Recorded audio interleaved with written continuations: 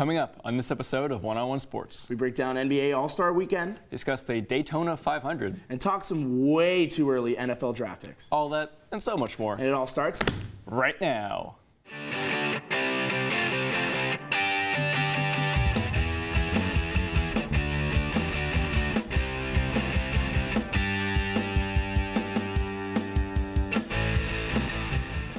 Hello and welcome to this episode of One-on-One Sports. I'm Andrew Vandellis. And I am Matt Holzaffel. A lot happened this past weekend in the world of sports, but before we get started, let's step up to the plate for the quick hitters. Arguably the most recognizable women's skiing name of all time, Lindsey Vonn has officially decided to hang it up after almost 20 years in the sport. Andrew, will Vonn be remembered as the best skier of all time for years to come? Oh, she's one of the best of all time, no matter what. She's won 4 world overall championships, only one of 2 female skiers to do it. Downhill, Super G, Giant Slalom, and whatever. She's won them all. 82 World Cup races in victory as well.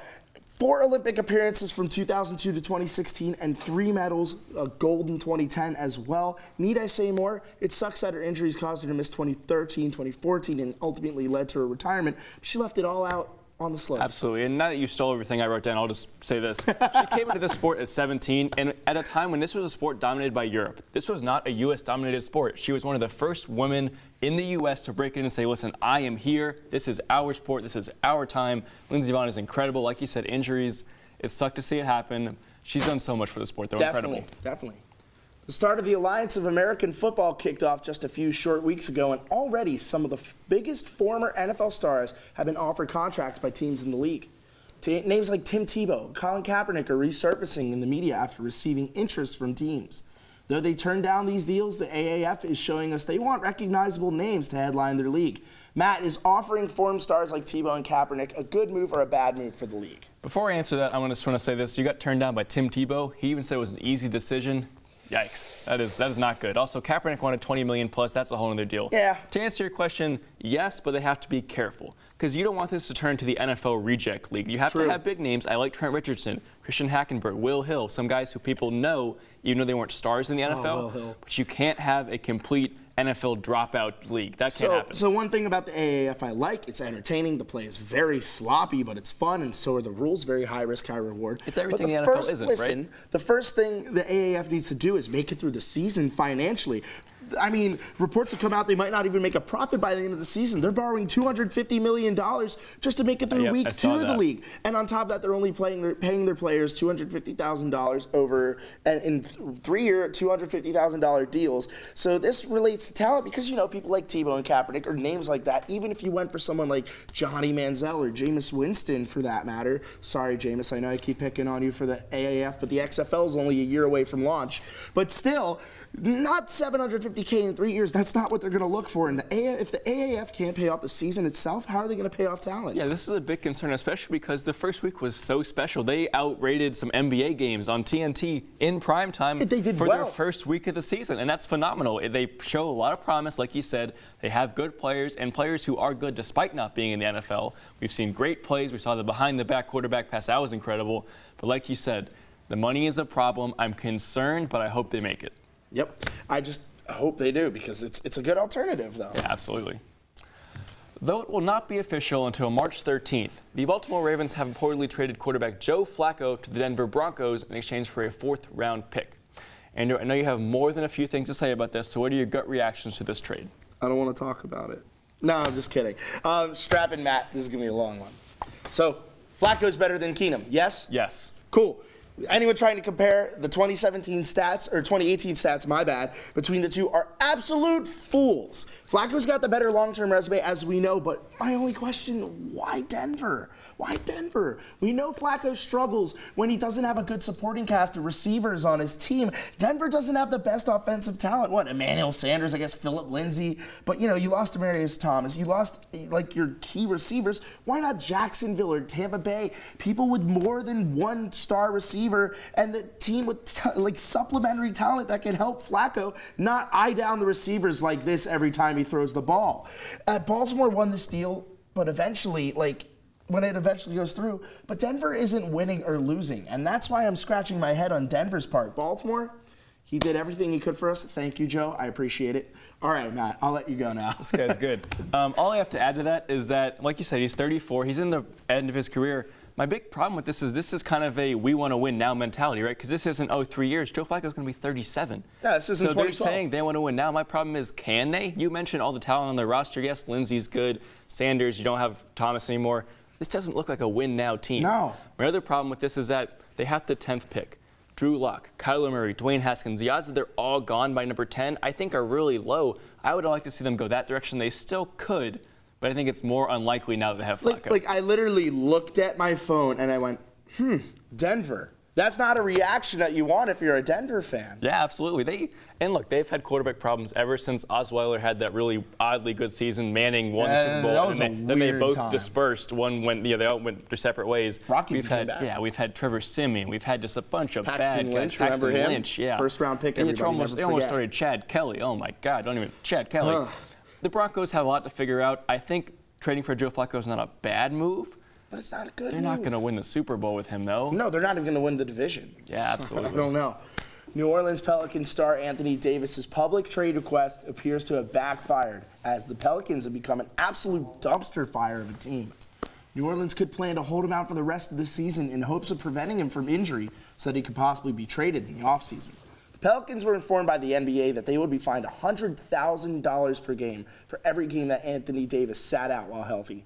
Matt, is this a double standard for the league to crack down on a star and not crack down on someone like J.R. Smith or Carmelo Anthony? No, and shame on you, New Orleans Pelicans. This is shameful, and here's why.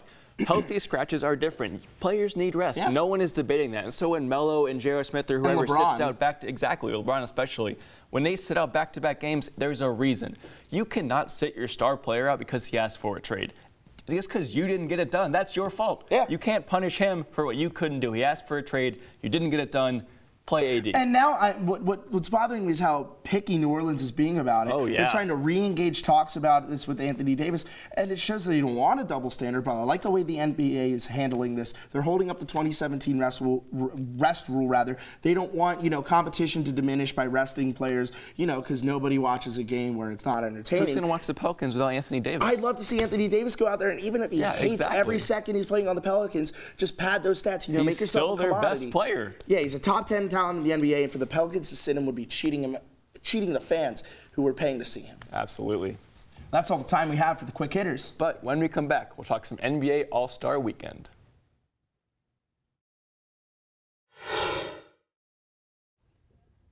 Another NBA All-Star Weekend is in the books, and it did not disappoint. I'm here with Drew Gentry and Emmanuel Tope to discuss the biggest moments of All-Star Weekend.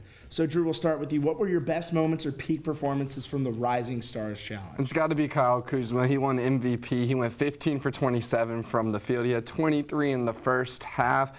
What else can you say? It's a most valuable player performance. It's definitely the star of the game. But it also proved a little something. I think he came out firing because he was on the same court as Jason Tatum, who everybody compares to him anyways. It's like Celtics core versus Lakers core. Who's better? If you can win a Rising Stars MVP, where's the backup that says he's not as good as the core? Definitely. And I think the Rising All-Star Challenge had so much star power. You talk about Kyle Kuzma. You talk about Jason Tatum. One person, though, that I'm going to pick that not a lot of people were really looking at coming into the game, Lauri Markkanen. And the big man for the Bulls. Looking at how he played, he had 21 points of 9 of 17 for shooting, 6 rebounds in 22 minutes. Let's also not forget that he was battling an ankle injury earlier this year. And so for him to have the performance that he had, the confidence that he had, had several big dunks, the windmill. Let's not forget the alley-oop from Luka Doncic. What a performance. That world team put together so beautifully. They all orchestrated so well. It's a different type of style. You can tell between American, the USA team, and the world team, how they just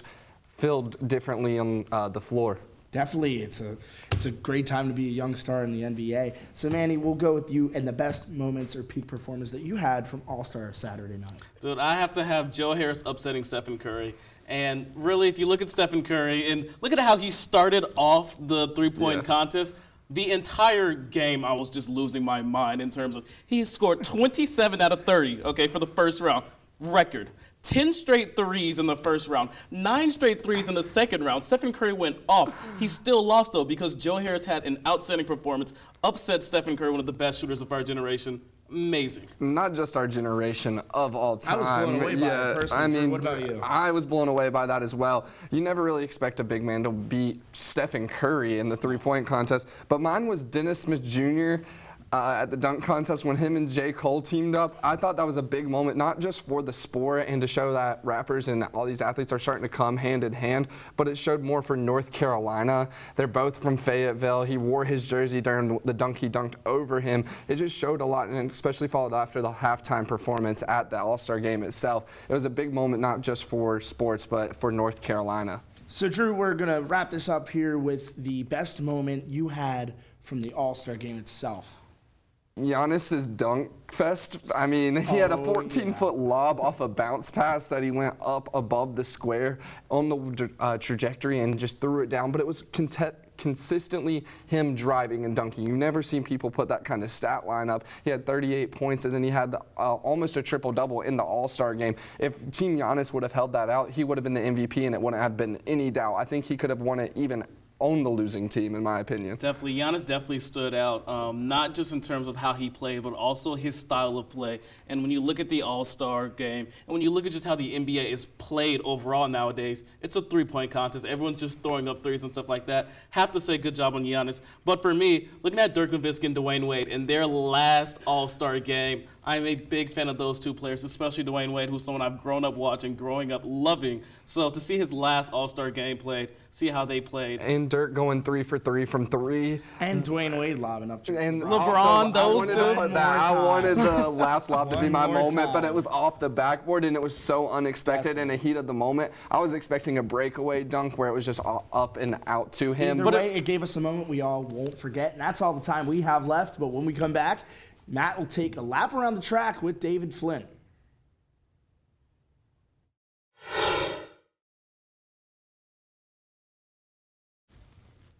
The 2019 Daytona 500 proved to be a marathon of survival and strategy that ended with Denny Hamlin taking the win in front of his two Joe Gibbs Racing teammates, marking the first time since 1997 that one race team has swept the podium in this historic race. I'm now joined by David Flint to break down the key points of the Great American Race. So, David, we had a single file parade for all of Xfinity race on Saturday, and not great racing during the Cup Series during Speed Week. Why were there so many crashes during this race? Simply put, this is the Daytona 500. Putting your name on the Harley J.R. Trophy means in the racing world, your legacy is cemented no matter what else you do or don't do in your racing career.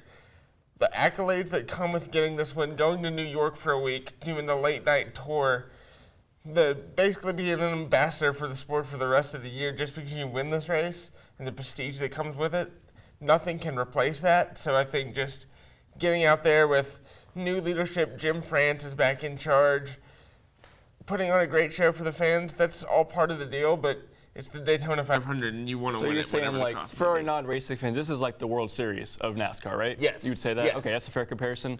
Awesome. So this is the end of the restrictor plate era in NASCAR. First of all, can you just explain what that is? And second of all, what kind of legacy does that era leave? The restrictor plate is a metal plate with holes cut into it that restricts airflow into the motor in hopes of keeping speeds down. They were introduced back in 1988 after Bobby Allison's historic wreck at Talladega, where he injured about 13 people, blew a tire, ripped out a big section of the catch fence there. So NASCAR implemented that rule. But starting next week in Atlanta, a tapered spacer for the Cup cars is introduced. Much the same principle, but not really as rigid of a plate. So the horsepower of the motors will go from about 800 to 550. Wow, so that's a big change, right? Mm-hmm. But in terms of the restrictor plate era, the legacy it leaves, big crashes. You saw a bunch of that on Sunday. 3 crashes that involved over 8 cars in the last 20 laps of the race, which that doesn't usually happen in anywhere other than Daytona and Talladega. And there's not much a whole lot a driver can do. You're basically at the mercy of whatever line you're in, and you just hope you get lucky. So you kind of hinted at this, but this is kind of setting the stage for a new, quote, aerodynamic package, which we're going to see its first action in Atlanta. How does this set the stage? What are we looking at? Nobody truly knows. There have been a couple test sessions at Las Vegas in the offseason to kind of feel out this package, both for the drivers and teams and for NASCAR itself to know what to look for, but nobody truly knows. And Atlanta is going to be a little different animal because the track surface is very old, hasn't been paved in about 22 years now, very abrasive. So Atlanta may be its own animal, but when we go to Las Vegas 2 weeks from now, maybe a lot more packed racing, a lot tighter racing, not much speed disparity. So it's going to become more of a hope you're in the right line, learn how to work the draft kind of a race rather than brute power in terms of the engine. Yeah, I think that definitely puts to bed all those arguments that this is just turning left, right? There's a lot more strategy, like you just said. David, always a pleasure. But when we come back, Andrew and Ennis will sit down for some way too early NFL draft discussion. Stick around.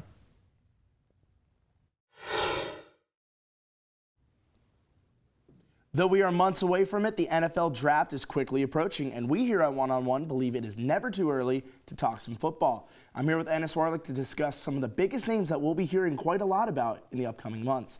So, Ennis, who is the best quarterback in this draft class? Well, I'm going to start this off by saying that this is going to be a defensive-heavy draft.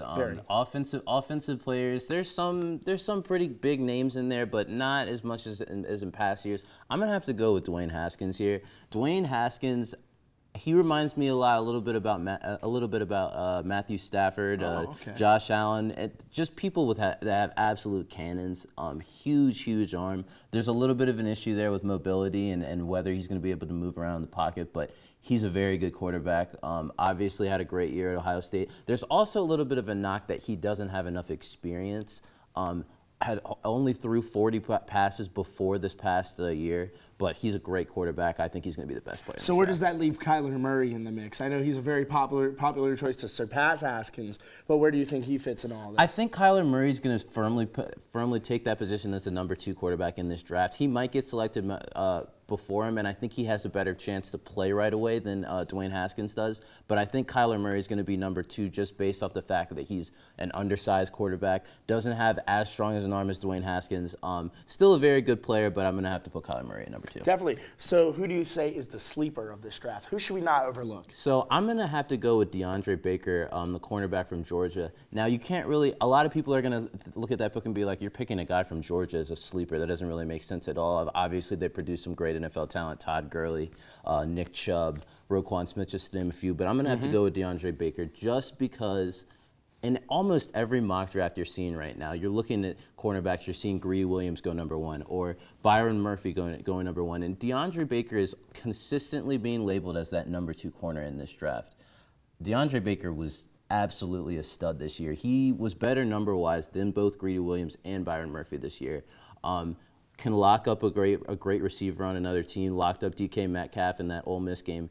And he's just a great corner, a great man-to-man corner. Reminds me a little bit of Desmond King from the Chargers. As you mentioned, it's a very defensive-heavy draft, and people can get lost in the shuffle. But we'll move on to an NFL team that needs this draft the most. Who is it? Oh my Lord! It is my Oakland Raiders. Oakland Raiders.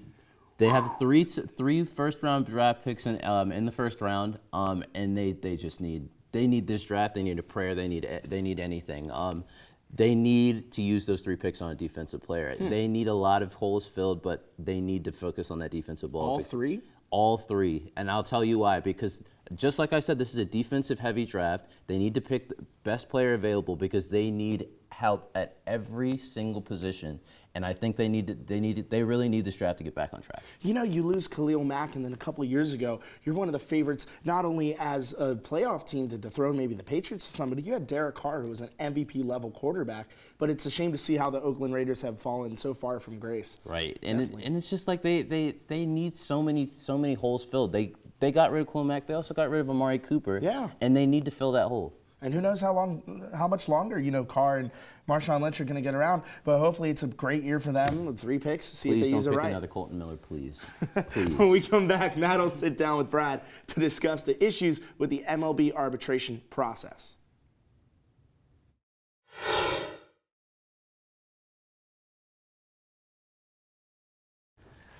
Cleveland Indians pitcher Trevor Bauer spent last week going through what many MLB players go through in the offseason, arbitration hearings. The intense hearings feature players and teams debating whether or not they deserve or to either receive or pay a set amount of money based on a player's talent. Bauer explained that he was hurt by the process, equating it to, quote, character assassination. I'm joined by Brad Kerr to discuss whether or not Trevor Bauer has a point. So, Brad, do you agree with Trevor Bauer's assessment of this process? In a way, it is character assassination because from an organizational standpoint, the real basis of arbitration is you're trying to provide reasons why a player should be paid less. And if you want them to be paid less, you're going to throw out negatives. Trevor Bauer mentioned how they brought up his social media use on top of a lot of other things. And what happens a lot with this is that a team is going to take a player who they're going to have to sign to a long-term contract in a few years, or someone who's a pivotal part of their team, and they're going to have to sort of talk negatively or criticize that player in front of them, which could have the effect of alienating that player Does that from have his team. like an anti-self-interest kind of factor? Exactly. Because this is your, one of your best players, and you want him to stay, but you're talking these bad things about him, it's right? like a double-edged sword because on one hand you want him to stay and you want to pay him the lowest amount, but at the same time you don't want to completely anger him to the point where when it's 3 years from now you no longer have team control and you want to sign him to that 3 or 4 year, 5 year contract. He's kind of like, all right, well, you guys said this about me a few years ago. Maybe I'll go see what I'm worth on the open market. So in a way, it is character assassination because the whole point of it is you're trying to provide reasons to pay someone less money. Here's the tricky question. So we know the process. The next question I have for you, is it fair? And if not, how can they fix it?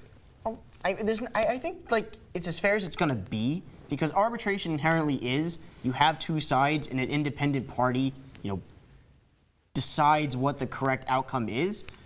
I don't think there's anything you can do to the process, and arbitration is so ingrained in Major League Baseball in the 6 years of control. There's nothing they can do to change it.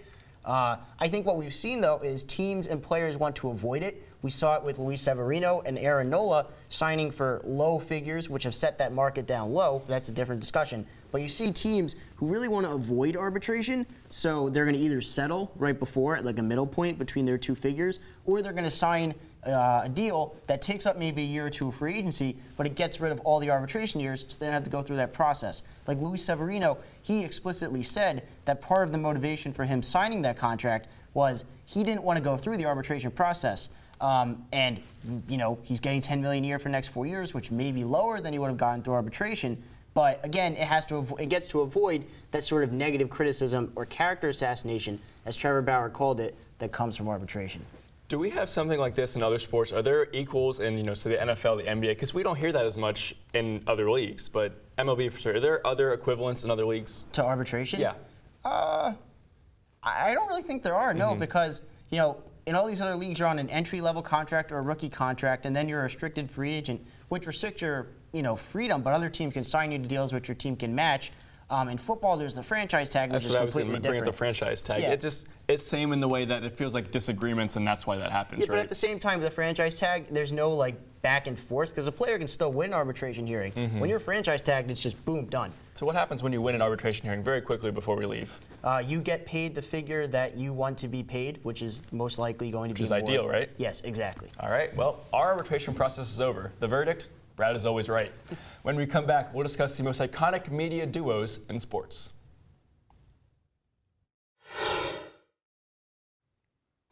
There's so many sporting events and sportcasters, and with that comes some good duos and some bad ones. But Matt, aside from us, of course, what are the best sport media duos? Us, of course. I cheated. I'm sorry. I'll admit it. I did not pick a duo. I went Ernie Johnson, Charles Barkley, Kenneth Smith, and of course Shaquille O'Neal on NBA on TNT. So yeah, two duos. Inside the NBA. I see. Well, sure. We'll say it's two duos. Look, Two duos. They're so phenomenal. They have everything that you want from a good team, and they've been together for years. Yeah. Personality, applicable game experience with those three guys not named Ernie Johnson. On-camera presence, humor, and so much more. They're fun to watch, but they give you good analysis, and everybody loves the crew. And they're a great halftime break as well. Of course. And Ernie Johnson is one of the best people. He has to deal with three really big personalities. But he does it so well. But he just does not crack. He's one of the most stoic broadcasters in the league and in all of sports. And I'm going to go from stoicism to stoicism with a little flair of modern broadcasting. Okay. Jim Nance, the legend, and Tony Romo. Yes. The chemistry, the banter, the timing of the play calls and the analysis. Tony Romo being Nostradamus on the field adds a whole new depth to color commentary and analysis. People could start going to Tony Romo. We could have a Tony Romo school of commentary. But that's how darn good I think he is. I'm Is not he even a better kidding. broadcaster than a quarterback? Yes. Yeah, I He's agree. paired with the legend, with the poise that Jim Nantz has, and this goes together like salt and pepper. I love it. I love it. I hope to see many more years of it. They had the Super Bowl in his first year. They And gave him Tony the Romo, Super Bowl. Tony Romo didn't make a Super Bowl as a player, but he got to call one, and he was happy as ever. And you could just tell he's enjoying the game and living vicariously without any regrets. Do you believe left the on rumor field. that CBS told him not to predict any plays during the big game? No, not at all. I do, because he didn't do it. And even though he could've. I don't think so at all, because that's what makes him special. And if CBS takes that away, they're fools. Maybe he just didn't want to. Didn't spoil fools. anything. Well, that's all the time we have for this episode of One-on-One Sports. Huge thank you goes out to all of our producers, crew, talent, and you, the viewer, for tuning in. If you liked what you saw and you want to see more, be sure to check us out on Facebook, YouTube, Instagram, and Twitter, all at One-on-One Sports. That's all from us here in the studio. So until next time. Whose side are you on?